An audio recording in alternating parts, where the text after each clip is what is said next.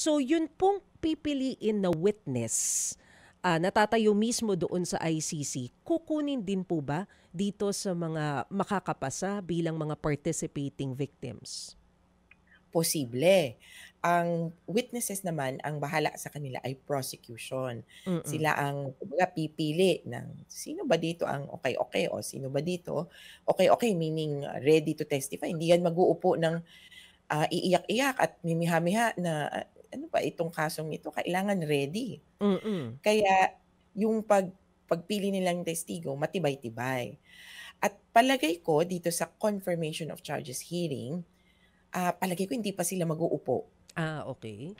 Oo, kasi parang masyado pang maaga. Mhm. Kumbaga sa confirmation of charges kukumbinsihin pa lang ang mga judges na kailangang magbukas ng trial.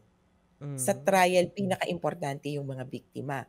Ewan ko lang, na puwedeng sige mag-upo na nga tayo ng witness ganito pa lang kaaga para Mm. makumbinsi talaga yung mga judges. Pero sa dinami ng ebidensya patungkol sa patayan, palagay ko, kumbaga taken for granted na yun, yes, may namatay. Hmm. At mukhang hindi naman, kumbaga atake ng depensa na i-deny na may maraming namatay.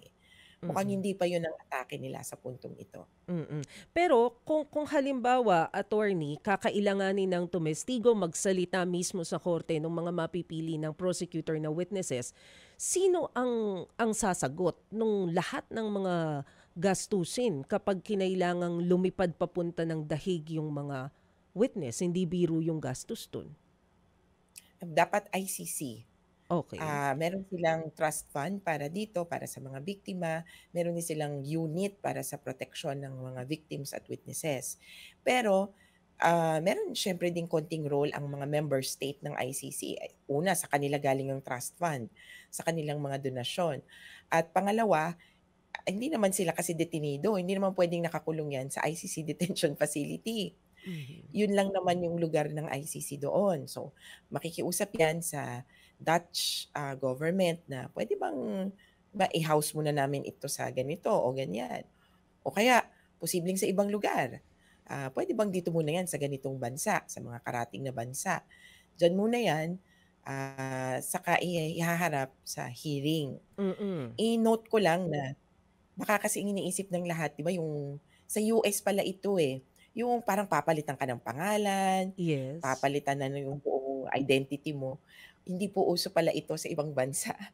Hanggang US lang yung kumbaga witness protection na talagang, pangkalahatang pagkatao mo ang iibahin. Mm. Hindi, hindi common ang ganitong witness, protection sa ICC. At ang mangyayari, dadalhin ka dun, magte-testify ka siguro 1, 2 weeks ganyan at iuuwi ka na ulit. Hanggang doon ang kumbaga kargo ng ICC.